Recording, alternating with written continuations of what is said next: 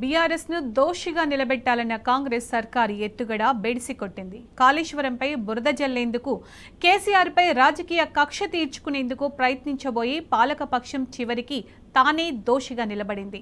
తప్పుల తడకగా ఘోష్ కమిషన్ ఇచ్చిన నివేదికపై BRS భగ్గుమంది.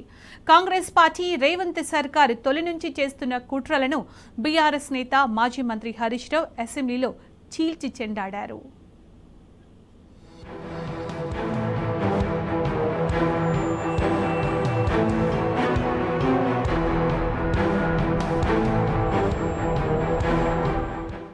Ghosh commission report సాగుతూ అసెంబ్లీలో బీఆర్ఎస్ ను బోనులో నిలబెట్టబోయి కాంగ్రెస్ ప్రభుత్వం చివరికి తానే దోషిగా నిలబడింది.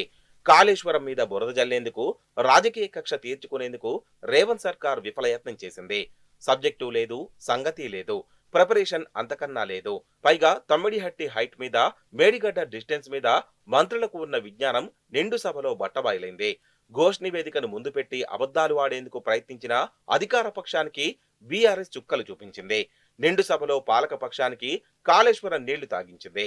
సీఎం సహా మంత్రులు మూకమ్మడి దాడి చేసిన ఒక్కొక్కరికి సమాధానమిస్తూ బీఆర్ఎస్ నేత మాజీ మంత్రి హరీష్ రావు సభలో స్వైర విహారం చేశారు. అధికార కాంగ్రెస్ అడ్డగోలు వాదనను ఎక్కడికక్కడ చీల్చి చెండాడారు.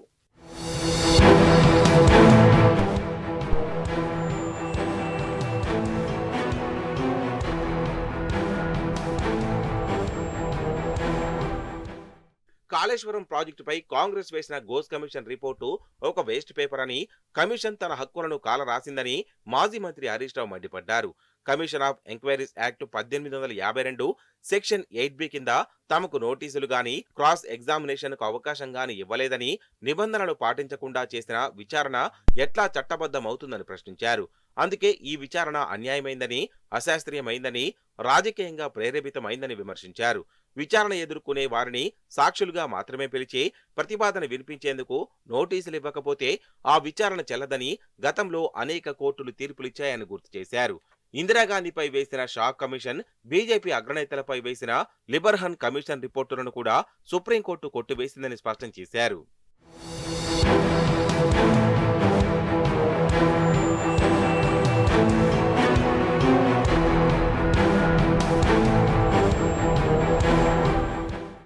జస్టిస్ పీసీ ఘోష్ కమిషన్ విచారణ చట్టబద్ధంగా కాకుండా విధి విధానాలకు వ్యతిరేకంగా కాంగ్రెస్ సర్కార్ చేపట్టింది.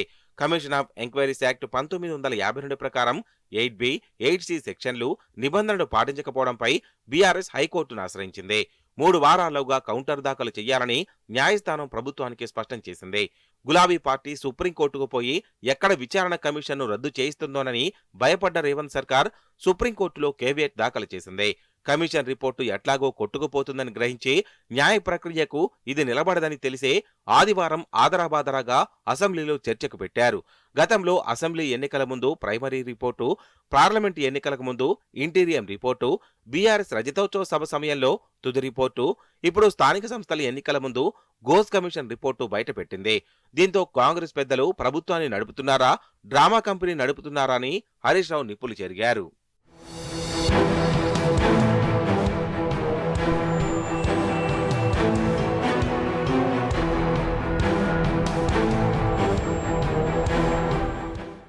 తెలంగాణలో అధికారంలోకి రావడానికి కాంగ్రెస్ మొదటి నుంచే కుట్రలు చేస్తోంది. అసెంబ్లీ ఎన్నికల ముందు నుంచే కాళేశ్వరంపై అబండాలు మోపుతూ వచ్చింది. సిట్టింగ్ జడ్జితో న్యాయ విచారణ జరిపిస్తామని మేనిఫెస్టోలో పెట్టింది. ఇప్పుడు ఘోష్ కమిషన్ ను రాజకీయ ఆయుధంగా వాడుకుంటుంది. వరదలతో సగం తెలంగాణ నీట మునిగినా, వరదల్లో చిక్కి ప్రజలకు ఆహాకారాలు చేసినా, యూరియా అందక రైతులు అరిగోసపడ్డా రేవంత్ సర్కార్ పట్టించుకోవడం లేదు. ప్రజా సమస్యలపై చర్చించకుండా రాజకీయ కక్ష సాధింపు కోసం వేసిన కమిషన్లపై ఆదరాబాదరాగా అసెంబ్లీలో చర్చించడంపై జనం ఆగ్రహం వ్యక్తం చేస్తున్నారు.